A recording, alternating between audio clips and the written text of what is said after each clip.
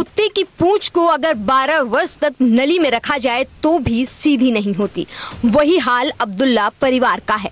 चुनाव जीतकर सत्ता में आते ही जहर उगलने लगे।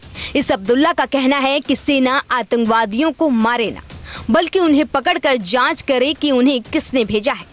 साथ साथ उन्होंने आरोप लगाया कि हो सकता है कि सरकारी एजेंसियां ही उमर अब्दुल्ला की सरकार को अस्थिर करने के लिए ऐसा करा रही हो। ये नहीं बल्कि प्रेस रिपोर्टर की ये पूछने पर भी कि क्या इसमें पाकिस्तान का हाथ है, तो उन्होंने सख्ती से कहा कि नहीं, इसमें पाकिस्तान का कोई हाथ नहीं है। माने इसके कहने का मतलब है कि ये आतंकवादी कार्रवाई भारत सरकार करा रहे हैं। ये तो खैर धर्मद्रोही हैं, पर शरद पवार को क्या कहेंगे? शरद पवार का कहना है कि फारूक अब्दुल्ला की बात पर ध्यान देना चाहिए। दरअसल जम्मू कश्मीर में पिछले कुछ दिनों में हुए आतंकी हमलों में नेशनल कॉन्फ्रेंस के अध्यक्ष फारूक अब्दुल्ला ने सवाल खड़े कर दिए हैं। फारूक ने कहा कि मुझे शक है कि जम्मू कश्मीर में नई सरकार को अस्थिर करने के लिए ये हमले कराए जा रहे हैं। वहीं बीजेपी ने फारूक अब्दुल्ला के इस बयान पर पलटवार करते हुए कहा कि एक जिम्मेदार व्यक्ति को इस तरह की गैर जिम्मेदारान बयान नहीं देना चाहिए। एक तरफ सुरक्षा बल के जवान इन हमलों की कीमत अपनी शहादत से चुका रहे हैं और दूसरी तरफ हमलों पर सवाल उठाए जा रहे हैं। नेशनल कॉन्फ्रेंस के अध्यक्ष फारूक अब्दुल्ला ने बाडगाम में मजदूरों पर हुए आतंकी हमले पर कहा कि इसकी जांच होनी चाहिए। मुझे तो शक है कि इस हमले को वो लोग नहीं कर रहे हैं जो जम्मू कश्मीर की नेशनल कॉन्फ्रेंस सरकार को अस्थिर करने की कोशिश कर रहे हैं। इस तरह से आतंकी हमले पहले क्यों नहीं हो रहे थे?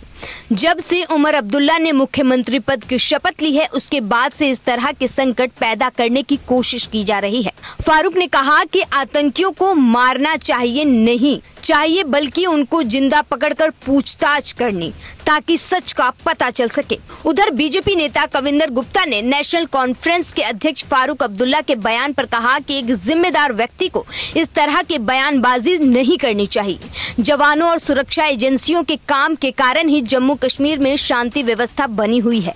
केंद्र सरकार का उमर सरकार को पूरा समर्थन है।